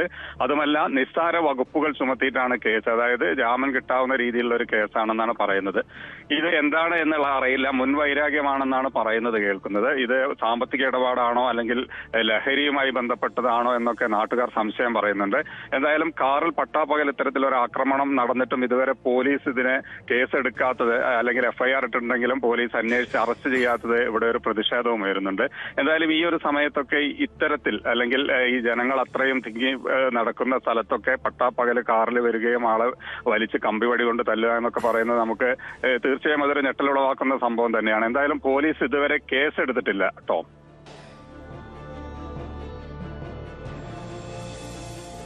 യെസ്, അതാണ്. കാരണം ഇതുപോലുള്ള ദൃശ്യങ്ങളടക്കം പുറത്തു വന്നിട്ടുണ്ടല്ലോ. ഇത് ആക്രമണത്തിന്റെ ദൃശ്യങ്ങൾ, ഒരു യുവാവിനെ ക്രൂരമായി തല്ലിച്ചതയ്ക്കുന്നുണ്ട്. അങ്ങനെ എന്താണ് പോലീസ് ഇതുമായി ബന്ധപ്പെട്ട് വിശദീകരിക്കുന്നത്? ഇത് സ്ഥിരമായ ഒരു പ്രശ്നങ്ങൾ ഉണ്ടാകുന്ന പ്രദേശമാണ് ഈ കമ്പളക്കാട്. ലഹരി സംഘമാണോ ഇതിന് പിന്നില്? കൃത്യമായും പോലീസ് എന്തുകൊണ്ടാണ് പോലീസ് ഈ ഒരു കേസുമായി ബന്ധപ്പെട്ട ഒരു അന്വേഷണം ഊർജിതമാക്കാത്തത്? തീർച്ചയായും കമ്പളക്കാടിനെ സംബന്ധിച്ച് ഇതിനു മുമ്പ്, വർഷങ്ങൾക്ക് മുമ്പ് ഇവിടെ ചെറിയ കത്തിക്കുത്തും വെട്ടുകളും അങ്ങനെയൊക്കെ നടന്നിട്ടുള്ള ഒരു സ്ഥലമാണ്. പക്ഷേ ഇത് എന്തിനു വേണ്ടിയായിരുന്നു, അല്ലെങ്കിൽ ഇവർ സുഹൃത്തുക്കളാണെന്ന് പറയുന്നു ആളുകൾ. പലരും കൂടുതൽ ആളുകൾ രഹസ്യമായി നമ്മളോട് പറയുന്നത് ഇത് ലഹരിയുമായി ബന്ധപ്പെട്ട എന്തോ ഇടപാടാണ് എന്നൊക്കെ പറയുന്നുണ്ട്. പക്ഷെ അത് നമുക്ക് പറയാൻ കഴിയില്ല അതിന്റെ ഒരു സത്യാവസ്ഥ എന്താണെന്ന്. പക്ഷേ ഈ പറഞ്ഞതുപോലെ തന്നെ പോലീസ് FIR ഇട്ടെങ്കിലും പോലീസ് അന്വേഷണം നടത്തുന്നില്ല. കാരണം കണ്ടാൽ അറിയാവുന്നവരാണെന്ന് പറയുന്നെങ്കിലും പോലീസ് അന്വേഷിച്ച് ഈ 8 ദിവസമായിട്ടും അറസ്റ്റ് രേഖപ്പെടുത്തിയിട്ടില്ല എന്ന് പറയുമ്പോൾ അത് പോലീസിന്റെ ഒരു പോരായ്മ ആയിട്ട് തന്നെ നമുക്ക് പറയാൻ കഴിയും. എന്തായാലും കണ്ടാൽ ആണ് എന്നുള്ളതാണ് എഴുതിയിട്ടുള്ളത്. അതുപോലെ തന്നെ ഇവരെ അറസ്റ്റ് ചെയ്താലും അത് ജാമ്യത്തിൽ ഇറങ്ങാവുന്ന തരത്തിലുള്ള വകുപ്പുകളൊക്കെയാണ് ചേർത്തിട്ടുള്ളതാണെന്ന് നമുക്ക് ആ FIR-ൽ നിന്ന് നമുക്ക് മനസ്സിലാവുന്നത്. എന്തായാലും ഇവിടെ ഇതിനു മുമ്പ് ഇത്തരത്തിലുള്ള ആക്രമണങ്ങളൊക്കെ നടന്ന ഒരു സ്ഥലമാണ്. എങ്കിലും സമാധാനത്തോടെ ജീവിക്കുന്ന ജനങ്ങളാണ് ഉള്ളത്. പക്ഷേ ഇത്തരത്തിലൊക്കെ സംഭവിക്കുന്നത് തീർച്ചയായും ഇവിടെ ഒരു ഭീതിപ്പെടുത്തുന്ന അവസ്ഥയായിട്ട് തന്നെ നമുക്ക് പറയാൻ കഴിയും. കേട്ടോ,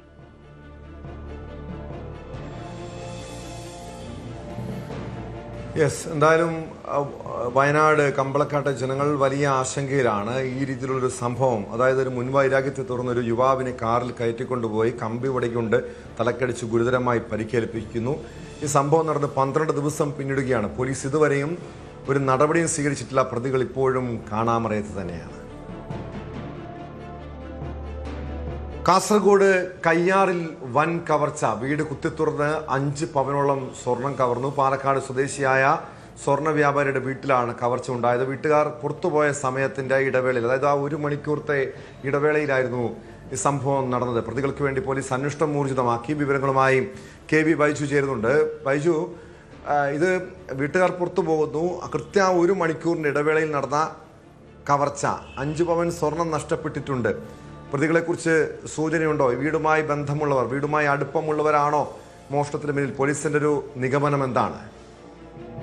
ടോമ, ഇതിൽ ഏറ്റവും പുതുതായി നമുക്ക് ലഭിക്കുന്ന വിവരം അനുസരിച്ച് ഈ സ്വർണം ഇപ്പോൾ ഇവരുടെ വീട്ടുപറമ്പിൽ നിന്ന് തന്നെ പോലീസ് കണ്ടെത്തിയിട്ടുണ്ട്. പോലീസ് രാവിലെ തന്നെ ഇത് മഞ്ചേശ്വരം പോലീസിനെ സംബന്ധിച്ച് അന്വേഷണം ആരംഭിച്ചിരുന്നു. ഡോഗ് സ്ക്വാഡും അതുപോലെ തന്നെ ഫോറൻസിക് വിദഗ്ധരും ഒക്കെ എത്തി പരിശോധന നടത്തുന്നതിനിടയിൽ ഈ കവർച്ച ചെയ്ത 5 പവൻ സ്വർണം ഇവരുടെ വീടിന് സമീപത്ത് പറമ്പിൽ നിന്നും ഇപ്പോൾ കിട്ടിയിട്ടുണ്ടെന്ന ഒരു വിവരമുണ്ട്. പക്ഷെ ഇത് ആരാണ് ഈ മോഷ്ടാവ്, ഈ പ്രതികൾ ആരാണെന്ന കാര്യത്തിൽ പോലീസിന് ഇതുവരെ വ്യക്തത വന്നിട്ടില്ല. CCTV ദൃശ്യങ്ങളൊക്കെ പരിശോധിക്കുന്നുണ്ട്. ഏതായാലും ഇതിൽ ചില സംശയങ്ങളൊക്കെ പോലീസിന് ഉയരുന്നുണ്ട്. ഏതായാലും പോലീസ് ആ അന്വേഷണം മുന്നോട്ട് കൊണ്ടുപോകുന്നുണ്ട്. അതായത് കയ്യാറിലാണ് ഈ സംഭവം ഉണ്ടായത്. ഇവർ ഒരു പള്ളിയിൽ ഒരു ചടങ്ങിന് പോയി തിരിച്ചു വരുന്ന സമയത്ത് ടോം സൂചിപ്പിച്ച പോലെ തന്നെ 1 മണിക്കൂർ ഇടവേളയിലാണ് ഈ കവർച്ച നടന്നത്. അതായത് 7 മണിക്കും 8 മണിക്കും ഇടയിൽ ഇന്നലെ രാത്രി ആണ് ഈ കവർച്ച നടക്കുന്നത്. ഇയാൾ ഒരു ഹോട്ടൽ ബിസിനസ് നടത്തുന്ന ആളാണ് യൂസഫ്. ഇയാളുടെ ഭാര്യ മൈമൂനിയും അതുപോലെ തന്നെ മക്കളും ആണ് ഈ ഒരു ചടങ്ങിന് പോയ സമയത്തായിരുന്നു ഈ സംഭവം. ഇതിന്റെ അലമാരയിൽ ഉണ്ടായിരുന്ന സ്വർണമാണ് ഇത്തരത്തിൽ കവർച്ച ചെയ്തത്. വസ്ത്രങ്ങളൊക്കെ വാരി വലിച്ചിട്ട നിലയാണ് ഉണ്ടായത്. അതുകൊണ്ട് തന്നെ വലിയ സംശയമുണ്ട് ഇതിൽ എന്താണ് ഒരു വസ്തുത എന്ന കാര്യത്തിൽ പോലീസിന് ചില സംശയങ്ങളൊക്കെ ഉണ്ട്. അത് പോലീസ് പരിശോധിച്ചു വരികയാണ്. ഈ രാവിലെ തന്നെ വിരലടയാൾ വിദഗ്ധരൊക്കെ എത്തിയിരുന്നു. അതുപോലെ തന്നെ ഡോഗ് സ്ക്വാഡും എത്തിയിരുന്നു. അങ്ങനെ വ്യാപകമായി നടത്തിയ പരിശോധനയിലാണ് പറമ്പിൽ നിന്നും സ്വർണം കണ്ടെത്തുന്ന സാഹചര്യം ഉണ്ടായത്. നേരത്തെയൊക്കെ നമ്മൾ നിരന്തരം ഈ കവർച്ച റിപ്പോർട്ട് ചെയ്ത ഒരു പ്രദേശം കൂടിയാണ് ഈ മഞ്ചേശ്വരം പോലീസ് സ്റ്റേഷൻ പരിധിയിലെ കയ്യാർ എന്ന് പറയുന്ന സ്ഥലം.